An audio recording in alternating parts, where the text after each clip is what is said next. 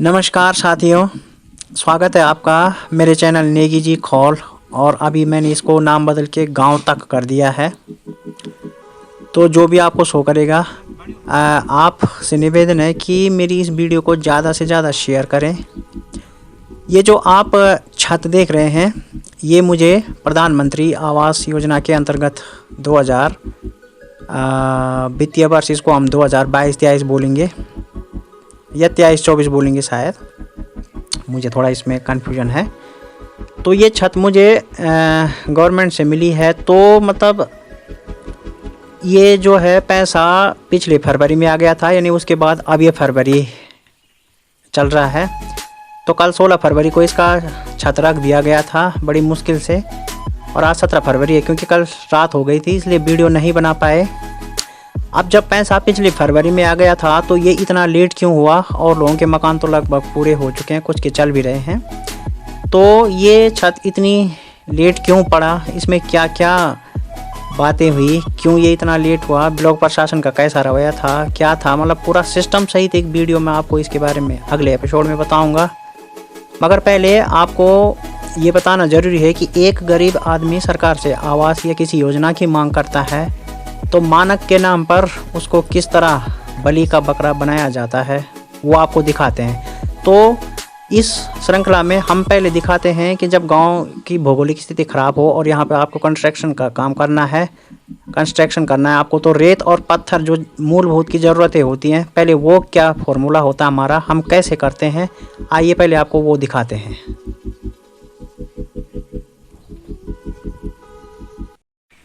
तो साथियों नमस्कार, अगर आपको कंस्ट्रक्शन रिलेटेड कोई भी काम करना है, खौल गांव की बात कर रहा हूं मैं, जिन गांव में रोड है वहां की समस्याएं तो अलग है। तो आप ये नीचे रास्ता देखिए, गांव, पहले गांव देखते हैं आगे जितना दिखता है। तो उस गांव से ऊपर यहाँ आना है। ज़रा रास्ते को जूम करके कैमरामैन दिखाएगा कैसे आना है। और इस भौगोलिक परिस्थिति में इन पहाड़ों पे काम करना कितना कठिन काम है। अब यहाँ तक हम आ गए हैं और यहाँ से हमने ऊपर जाना है, अभी और ऊपर जाना है। और यहाँ हम क्यों आए हैं, पत्थर और रेत, अगर हमें दोनों में से किसी भी चीज़ की ज़रूरत होती है तो हमें यहाँ आना पड़ता है, और यहाँ से उसके बाद खच्चर ले जाते हैं। अब रेत हम कैसे करते हैं वो तरीका भी हम आपको दिखाएंगे खदान पे चल के। फिलहाल हम आधे रास्ते में हैं और ये ऊपर वाले सफ़र पे हम और आगे चलते हैं। तो यहाँ पे है, ये रेत की खदान है। अब यहाँ पे पत्थर ज़्यादा हैं और रेत बहुत कम निकलता है। ये देखिए, जैसे ये पत्थर फेंक रहे हैं तो नीचे, और अगर जितने पत्थर यहाँ से निकलते हैं, अगर इतनी रेत निकलती तो सैकड़ों क्विंटल के हिसाब से रेत निकलती है। लेकिन क्या करें, इसमें तो पत्थर बहुत ज़्यादा, यानी कि 75% इसमें पत्थर निकलते हैं। और उस जब रेत में कंकड़ पत्थर रहते हैं तो उनको फिर इस जाली पे डाला जाता है, जो ये जाल दिख रहा है आपको सामने, और उसमें फिर ये छन के पत्थर कंकड़ अलग होते हैं। और मतलब फिर भी जो है प्रॉपर तो उतने नहीं हो पाते, लेकिन फिर भी काफ़ी हद तक अलग हो जाते हैं। और सोचिए कितना डेंजरस है यहाँ पर। ज़रा ऊपर वाली पहाड़ी दिखाएंगे, ये है। अब इसके नीचे खुदाई हो रही है, और अगर ऊपर से कोई भी पत्थर खिसकता है या फिर मतलब कोई भूस्खलन टाइप का होता है, क्योंकि नीचे बहुत ज़्यादा खुदाई हो चुकी है उसके नीचे, तो बहुत बड़ा रिस्क है मज़दूरों के लिए भी। ऐसे मौसम में मतलब ऐसे सिचुएशन में काम करना किसी बड़ी चुनौती से कम नहीं है। और हवा इतनी तेज़ चल रही है कि आपको कुछ भी सुनाई नहीं देगा यहाँ। और जंगल में भी ऐसी आवाज़ की जैसे कोई बड़ा भूस्खलन हो रहा होगा, पेड़ों पे, पत्तों पे तूफान की ऐसी आवाज़, क्योंकि ऊंचाई है बहुत ज़्यादा। और अब यहाँ से जो गांव दिखता है कितना नीचे है, मतलब 1 किलोमीटर से भी ज़्यादा की उतराई है वहाँ गांव में, सीधे बिल्कुल डाउन है, यहाँ से बहुत ज़्यादा डाउन।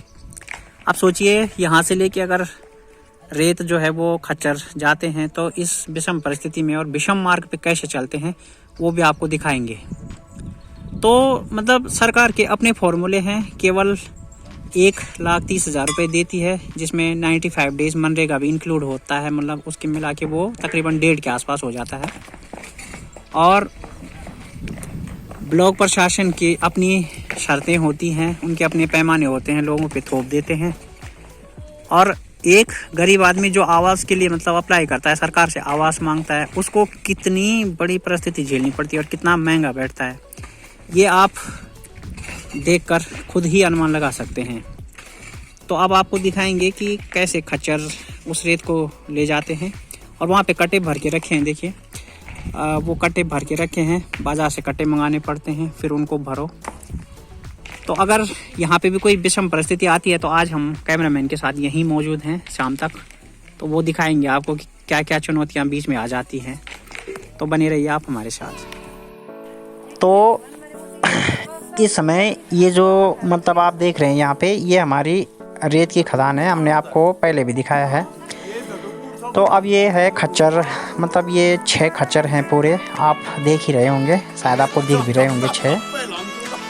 तो देखिए इनमें किस तरह से मतलब कट्टे भर के और फिर इसमें जो है यहाँ से मतलब लोडिंग करके और फिर ये हम इनको मतलब ये जो कठिन मतलब यहाँ की परिस्थिति आप दिखाएंगे, हम आपको आसपास का व्यू भी दिखाएंगे।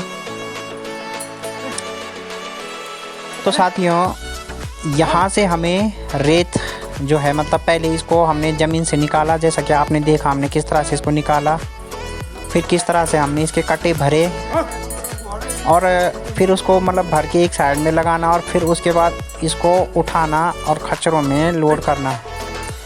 ये सब फार्मूला आपने पहले निकालने का देखा और अब आप ये देख रहे हैं कि मतलब किस तरह से यहाँ पे लोडिंग की प्रक्रिया होती है और कैसा यहाँ का मतलब कितना पठारी एरिया है, भौगोलिक कंडीशन पे भी आप थोड़ा सा गौर करें। और जहाँ ये खदान है वहाँ से नीचे मतलब गांव जहाँ ये रेत जाएगा, कंस्ट्रक्शन जहाँ पे हो रहा है तो बहुत दूर है और इतना ख़राब मार्ग है। अब समस्या ये है एक गरीब आदमी के साथ कि यहाँ पर जो खच्चरा रखे हैं उनकी अपनी भी समस्याएं हैं, क्योंकि ख़राब रास्ता है तो वो लोग भी हवाला देते हैं कि भाई उनके भी मतलब 2-2, 3-3 लाख रुपए के खच्चर हैं। अगर सपोज़ कीजिए कि ख़राब रास्ता है और खच्चर का कोई पाँव फिसल जाता है या कोई बात हो जाती है, मतलब लोड खच्चर है उसके ऊपर 1-1.5 क्विंटल का सामान रखा हुआ है और ऐसे ख़राब मार्ग से वो चलेगा तो कोई भी दुर्घटना कभी भी हो सकती है, तो ख़तरा बना रहता है। तो क्योंकि उनकी चीज़ भी महंगी है तो उनके भी अपने मतलब समस्याएं हैं और बात भी सही है, मतलब जिस आदमी ने इतने रुपए लगा रखे हैं तो उसके लिए भी मतलब कोई सिक्योरिटी होनी चाहिए, तो उनका भी ये है। तो इस वजह से भी जो है मतलब यहाँ पे जो ढुलान है वो बाज़ार के ढुलान से भी बहुत महंगी पड़ती है, क्योंकि हर किसी की अपनी अपनी समस्याएँ हैं।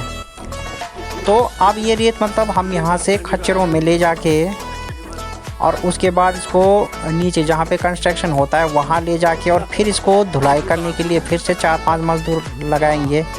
तो सोचिए कि पहले लगभग एक मकान को कंप्लीट करने में हमें 400 से 500 कट्टे रेत चाहिए। तो चूँकि अगर वो रेत इस खदान से जाएगी तो उसमें थोड़ा बहुत मिट्टी भी होती है, तो धोके मतलब अगर आपने 500 कट्टे घर में रखे और अगर सही ढंग से आपने इसको निकाला है बहुत गहराई से खोद के, तो फिर तो ये कम जाएगा पानी के साथ। नहीं तो ये पानी के साथ चला के अगर मान लिया जाए 500 कट्टे हैं तो तकरीबन आपके पास 350 या 300 मतलब 100-150 कट्टा 500 में से आपको लॉस होने वाला है। तो इतना ले जाना पड़ता है और इस ढुलान का टोटल पैसा देना पड़ता है, जबकि जब इस रेत की धुलाई होगी तो उसके बाद मतलब ये टोटल पानी के साथ बह जाएगा। तो सोचिए मतलब इस तरह से कितना वो है। अच्छा, आपको पत्थर भी यहीं से ले जाने पड़ते हैं, वहाँ जाके मिस्त्री जब उन पत्थरों को बनाता है तो कई पत्थर टूट जाते हैं, कई कुछ हो जाते हैं, तो सब चीज़ एक्स्ट्रा लेके चलना पड़ता है। तो ये तो रही गांव के अंदर की बात। अब आपको समझाते हैं कि जो रोड सुकरों में है, हम आपको दिखाएंगे जब उस दिन मतलब सामान किसी को भी लाना है तो किस तरह की परिस्थिति होती है, हम आपको वो भी बताएंगे। मगर पहले आप देखिए कि सरकार किस तरह से मतलब सरकार का जो है कर्मचारी है ब्लॉक में बैठा हुआ, तो वो तो मानक के लिए जो है मतलब गरीब आदमी पे थोप देते हैं कि भाई आपको इतना करना है, मगर एक गरीब आदमी कैसे कर पाता है और कितना भारी पड़ता है गरीब के लिए जो सरकार योजना चला रही है, एक गरीब को उसका लाभ लेने में कितना भारी पड़ता है, हमारा मकसद आपको ये दिखाना है। तो देखिए आप किस तरह से ये खच्चर अब रेत को लेके नीचे जाते हैं। अच्छा साथियों, अब आप सोच रहे होंगे आप लोग कि अगर इतना भौगोलिक मतलब जो है ये विषम परिस्थिति वाला ये मतलब पहाड़ है और गांव में इतनी भौगोलिक परेशानी है, तो हम मतलब इन पहाड़ों से क्यों मतलब रेत पत्थर इत्यादि ले जाते हैं कंस्ट्रक्शन के लिए। रामनगर से ईंट या मतलब सीमेंट रेत वगैरह बजरी, जबकि अन्य गांव में तो मतलब जो है वो टोटल सामान जो भी आता है कंस्ट्रक्शन का वो रामनगर से ही आता है। तो जाहिर सी बात है कि आप भी यही सोच रहे होंगे कि जब ऐसी परिस्थिति है और इतना महंगा बैठता है तो फिर हम रामनगर से क्यों नहीं लाते सामान। तो उसकी वजह भी मैं आपको इसी वीडियो में दिखाता हूँ। खच्चर अपने मार्ग पे चलते रहेंगे, लेकिन मैं आपको इस बारे में भी समझाता हूँ ताकि मतलब आपको पूरा समझ में आ सके कि क्या होता है और किन किन परिस्थितियों से आदमी मारा जाता है। अब आप देखिए कि सुकरो में रोड है, हमारे गांव से तकरीबन 1.5 किलो या 2 किलोमीटर की दूरी पड़ती है। 1 से 1.5 किलोमीटर की तो बहुत कठिन चढ़ाई है।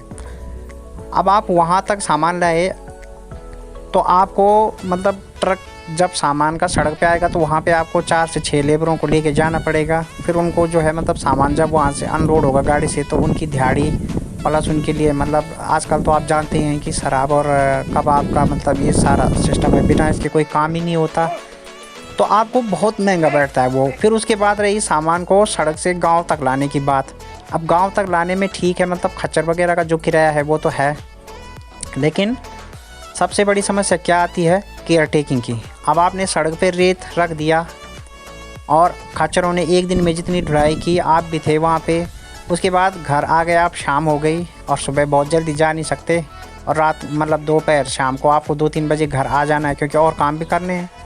तो वहाँ पे केयर टेकिंग कौन है। अब ऐसे में क्या होता है कि आप 200 क्विंटल या 150 क्विंटल जितने भी आप रेत लाए तो आप देखेंगे कि मतलब जब आप वहाँ से वो चीज़ें उठाते हैं तो आपको यकीनन उसमें कुछ ना कुछ कमी मिलती है, क्योंकि पता नहीं कोई इधर उधर कोई बच्चे कहीं मतलब होते हैं वो गिरा देते हैं या कोई उठा लेता है वहाँ से चीज़ों को। तो मतलब इस तरह से भी उसमें और ज़्यादा घाटा आता है, मतलब चीज़ें गायब हो जाती हैं और हम किसी को बोल भी नहीं सकते। अब आपने अगर 200 क्विंटल रेत ज़मीन पे रखा है और उसमें से किसी ने फर्ज कीजिए 10 क्विंटल उठा दिया तो आप कैसे मतलब कैसे करेंगे। और फिर उसमें जो है रोड में अलग से थोड़ा बर्बाद भी हो जाता है, कोई इधर कर देता है कोई उधर कर देता है। तो ये सारी कंडीशनें भी होती है, इस वजह से हम रोड पे जाने में। और अब सरिये की मैं बात करूं, जैसे सरिया सपोज़ कीजिए आपने 7 क्विंटल सरिया या 6 क्विंटल जो भी आपका है, तो रामनगर से 1 क्विंटल का गाड़ी जो चार्ज करेगी वो मैक्सिमम 150 से 160 रुपये आपको मैक्सिमम चार्ज करेगी शायद मेरे हिसाब से। चलो इसमें 5-10 रुपये का वेरिएशन हो सकता है, मगर आपको रोड से और गांव तक लाने में, जहां रामनगर से सुकरो गांव रोड तक जो कि तकरीबन मेरे अपने हिसाब से अब शायद 100 किलोमीटर से ऊपर ही होगा, बहुत 100 से मतलब 20-30 किलोमीटर ऊपर ही होगा, इतने का चार्ज आपको 150 या 160 आसपास पड़ेगा।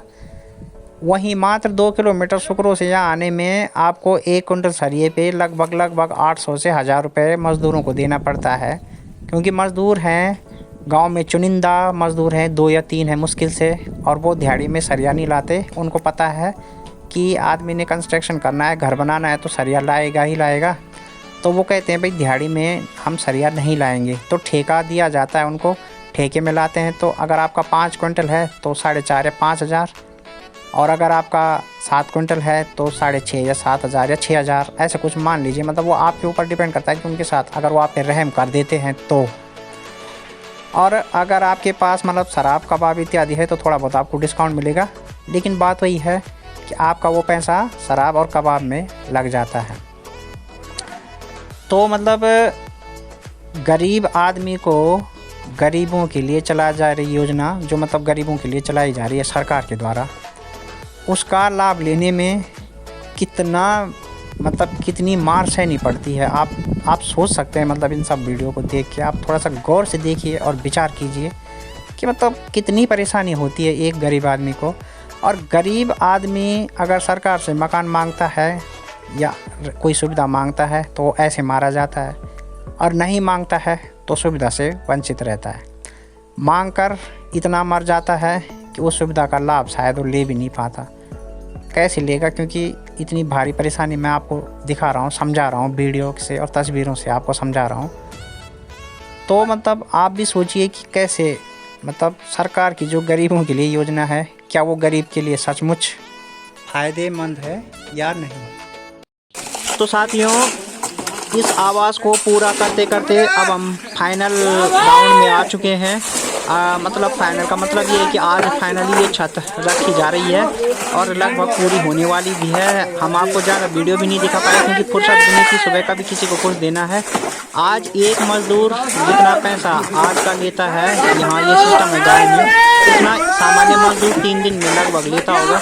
उसके बाद खाना पीना, शराब कबाब आप जानते होंगे। मतलब पूरा ये सिस्टम जो होता है 1.5 करोड़ बहुत महंगा एक लेबर आज के दिन का बैठता है। खैर चलो वो जो भी है, लेकिन फाइनली ये प्रोजेक्ट अब छत रख के पूरा होने जा रहा है। और कितनी परेशानियाँ हुई है मैंने आपको दिखाया। ज़रूरत है कि एक गरीब को इतना न मारा जाए, ब्लॉक प्रशासन इसमें ढील दे। और जो भी होता है मतलब ये पूरा सिस्टम आप देखिए और किस तरह ये मजदूर जोश में रहते हैं। इनके लिए जोश भी जरूरी है क्योंकि ये हैवी काम है। तो किस तरह ये मजदूर जोश में रहते हैं। और अगर मैं इसमें थोड़ा सा आर्थिक उसकी बात करूं तो तकरीबन मतलब आज के दिन का खर्चा औसतन 40,000 के आसपास। तो मतलब लेकिन जो भी है, पर आप इन लोगों का जोश देखिए, इनका जोश देखने लायक है। मेरी आवाज़ शायद आपको सुनाई भी नहीं दे रही होगी इनके बीच में।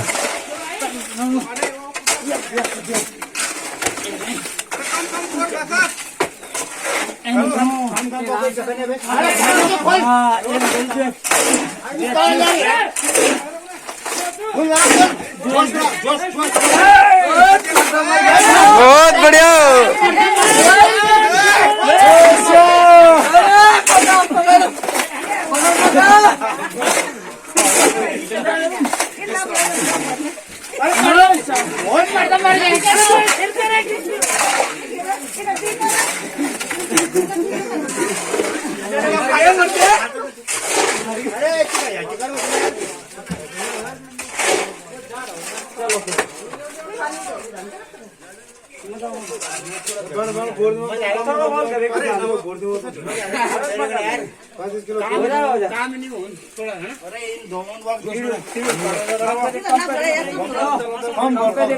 अरे जमाई कम भर यार।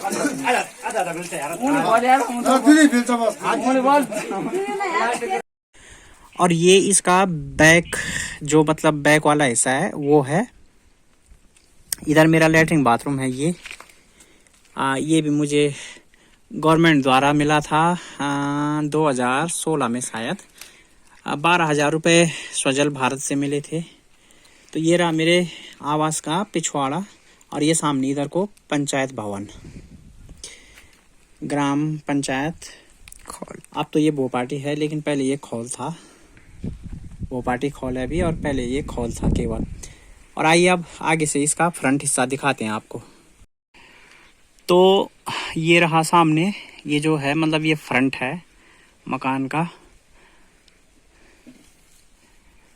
तो मतलब इतना लंबा चौड़ा आप सोचिए। ये बरामदा जो है इसका 7.5 फीट ये चौड़ा है मतलब, और तकरीबन ये 25 फीट लंबा है।